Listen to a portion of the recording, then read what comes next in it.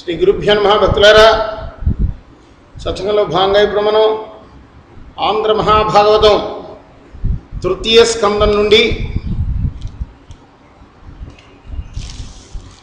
658వ పద్యం నుండి చదువుకుందాం. నిన్న 657 వరకు చదువుకున్నాం. ధృతి పాతాళమునందు నీవనడి సందీప్తోగ్ర నిక్షేపమే అతి దర్పంబున కొందు చూడు మిద దేవారాతి నన్నెన్నే దౌగతలజ్జుండన దాగియుండి రణముంగా వింతు యుష్మద్గదావిత తద్రావితుడన్న నన్నెదురుమా ఏ తీర్తు నీ కోరికల్.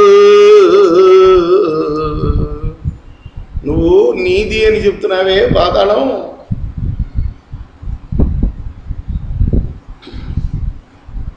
ఆ పాతాళాన్ని నేను ఇప్పుడు ధైర్యంగా పరిగ్రహిస్తా. చూస్తూ ఉండు రాక్షసుడా, నేను నీతో నీళ్ళల్లో దాగుండే యుద్ధం చేస్తా, ఎక్కడికి పారిపోను, ఇక్కడే ఉంటా. నీ గదాదండానికి భయపడి పారిపోతున్నావు అని అనుకోవద్దు. రా, నన్ను ఎదుర్కో, నీ కోరికలన్నీ తీర్చుకో. నీకు యుద్ధ కండూతి కదా, చిల కదా, నీ భుజాలు జిలపుడుతున్నాయి కదా, ఆ జిలను తీర్చుకో. ఈ ఎన్న పదాతి యుధములకెల్ల విభుండవు పోటు బంటపై నన్ను రణోర్వినేడిదిరినను భవదీయ బలంబు ఆయువు మినక కొందు చూడు ఇది మేరగమేదిని వీత దైత్యమై వన్యకు ఎక్క చేసేదా వార్య పరాక్రమ విక్రమమునను. వీత దైత్యమై అంటే దైత్యం లేకుండా చేసేస్తాయి. నిన్ను చంపారంటే మిగతా వాళ్ళందరినీ కూడా చంపినట్టే లెక్క. నువ్వు ఆరితీరిన సేనానాయకుడు, మగటిమితో నన్ను యుద్ధంలో ఎదిరించినట్లయితే నీ బలాన్ని, నీ ఆయుష్ని నువ్వు చూస్తుండగానే తీసుకుంటా. చూడు,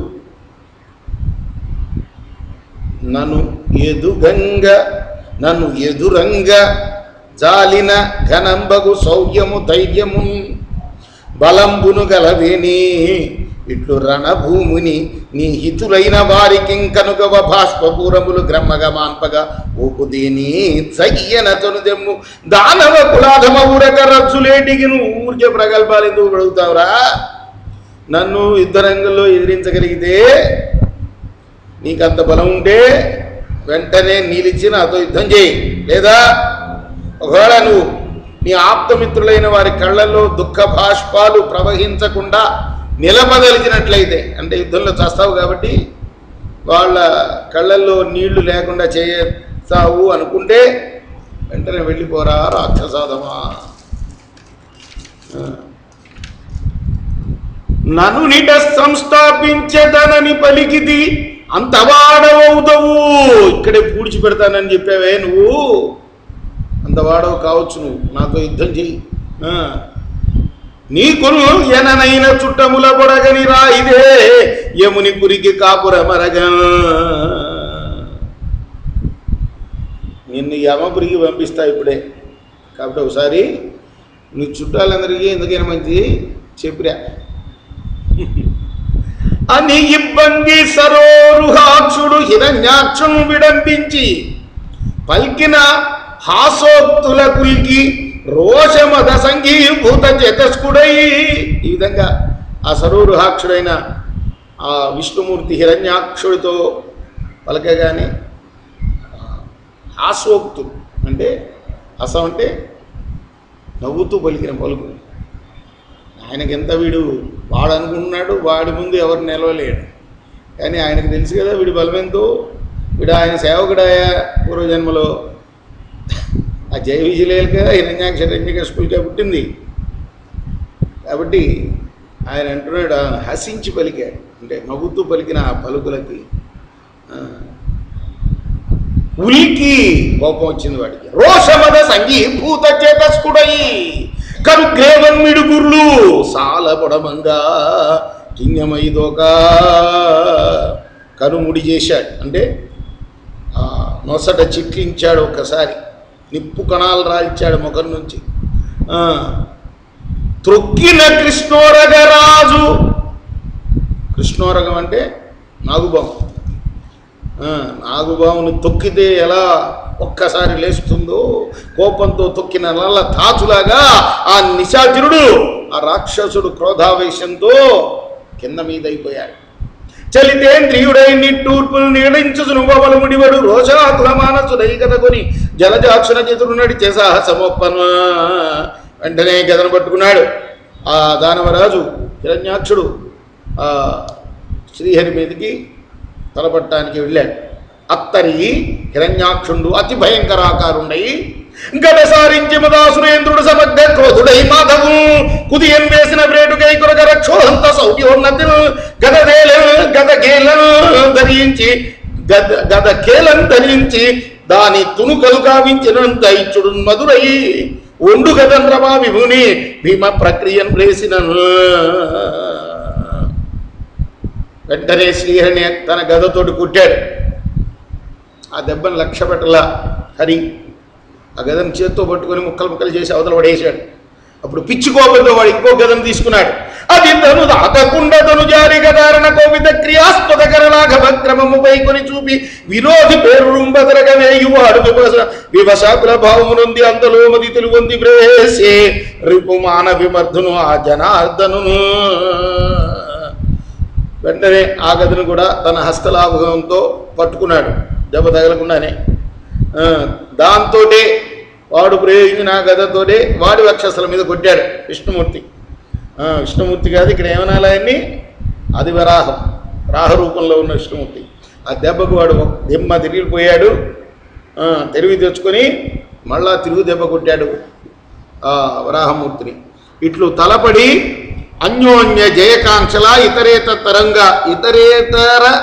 తుంగ తరంగ తాడితంబులకు దక్షిణోత్తర సముద్రంబుల రౌద్రంబున పరస్పర సుండాదండ ఘట్టిత మదాంధ గంధ సింధుల యుగంబు చందమ్మున రోషభీషణాటోపంబులను తలపడు బిబ్బుల్ల గబ్బున.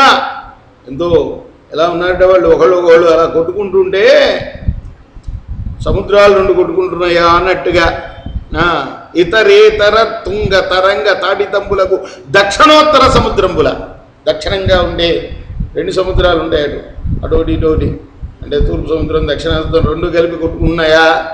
రౌద్రమ్మన పరస్పర సుండాదండ గట్టిత మదాంధగంధ సింధుల గొంబు చందమునా.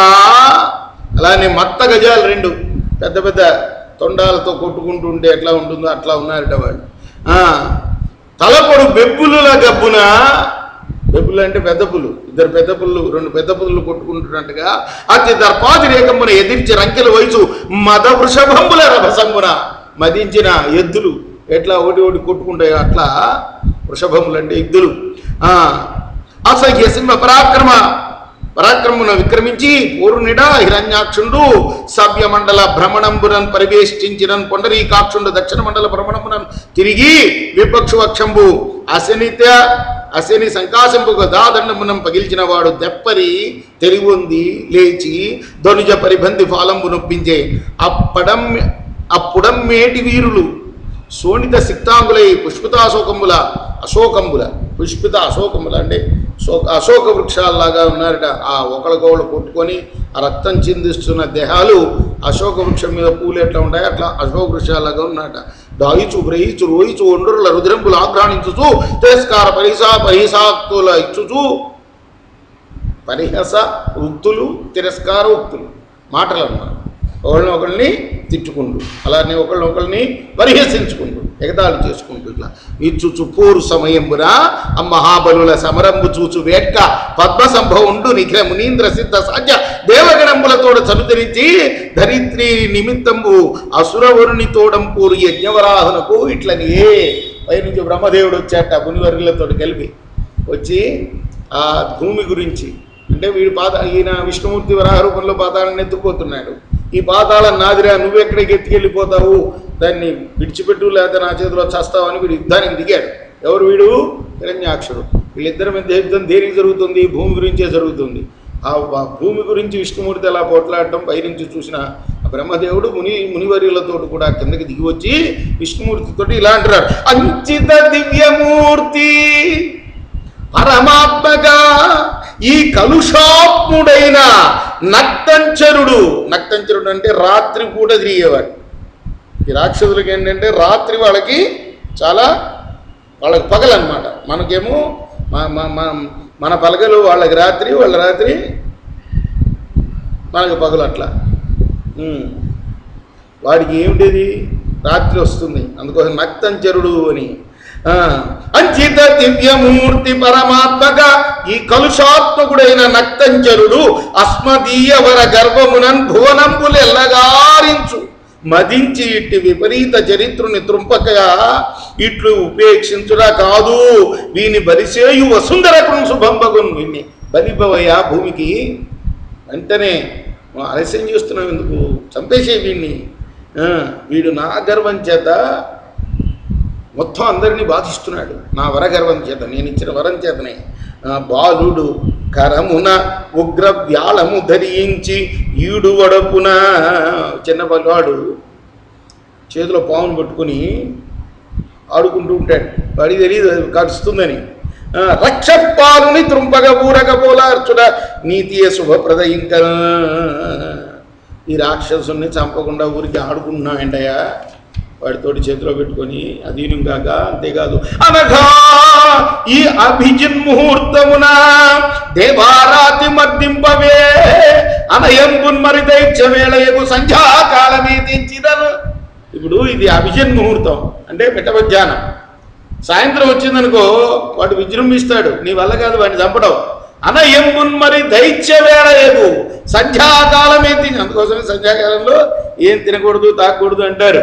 ఒక దైవతా కార్యాలు తప్పితే ఏం చేయకూడదు ఆ సమయంలో, నిద్రపోకూడదు, తినకూడదు, ఎటువంటి పనులు కూడా చేయకూడదు, ఒక్క మంచినీళ్ళు కూడా తాగకూడదు ఆ సమయంలో. ఒక్క ఆ దేవతలకు ఇచ్చే అర్ఘ్యం తప్పితే, లేకపోతే ఆచమనం తప్పితే, శుద్ధి అవ్వడానికి సంధ్యావందనంలో చేసే ఆచమనం తప్పితే ఇంకా ఏమీ కూడా పుచ్చుకోకూడదు అని అంటారు. ఎందుకంటే ఆ వేళ అది రాక్షసుల వేళ, రాక్షసులు ప్రవేశిస్తారట దానిలోంచి, మనం తీసుకున్న పదార్థం లోంచి వాడు ప్రవేశిస్తాడట. అందుకోసమే సంధ్యాకాలం ఏదించినను ఘనమాయాబలశాలి అయిన దుర్జుని ఖండింపగా రాదు. కావున ఈ వేళన త్రుంపు, ఈ అభిజిన్ ముహూర్తంలోనే వాడిని త్రుంపేసేవయా, చంపేసే. సజ్జనహిత ప్రాజ్యోగరక్తుండవై అని సరసిజ గర్భుడు పల్కిన వచనముల దివిని నిలింపులు గుంపులు కొని చూడ సస్మితానన వనజము చెలువంద అసురవరు కభీముకుడై వెంటనే విష్ణుమూర్తి రెడ్డి అవుతున్నాడు నేను చంపడానికి. పుండరీకాక్షుడయ్యును భూరి రోష నిరతి తరుణారుణాం భోజనేత్రుడగుచు ఘన గదాదండమెత్తి రాక్షసుని హనువు ఉగ్రగతి మొత్తివాడును ఓసరించిన పెళ్ళుమని ఒకసారి హిరణ్యాక్షుడు యొక్క హనువు అంటే దవడ మీద కొట్టేశాడు. వాడు తప్పించుకున్నాడు దాన్ని తెలివిగా. పరువుడి దిత్యశుద్ధుడతి భీకర గదత్యేపుని చిత్రగతులను పద్మోదరుడాసి చేతి గద సాగరమున బడబడిచే బాహు గర్భమలర్పను. వెంటనే వాడు హిరణ్యాక్షుడు హరిని సమర్పించి బాహుబలంతో ఒక్క దెబ్బ కొట్టాట. ఆ దెబ్బకి దిమ్మ తిరిగిపోయిందిట ఆదివరాహానికి, చేతిలో ఉన్న గద కాస్త సముద్రంలో పడిపోయిందిట. ఎవరికి? విష్ణుమూర్తి గద. అంతా హరి నిరాయుధుడైన సురారి సమర ధర్మమాత్మను తలచి యుద్ధంబు తక్కి నిలిచి చూచుచు నుండెను నింగి అమర వరుల ఆహార ఒంపులు వరితమయ్యే పైనున్న దేవతలందరూ కూడా పెద్ద అరుపులు వచ్చారు. అయ్యో హరినే ఓడిస్తున్నాడు వీడు అని. ఎప్పుడైతే గదాదండం సముద్రంలో పడిపోయిందో వాడేం చేశాట, వెంటనే చంపలేదట హరిని.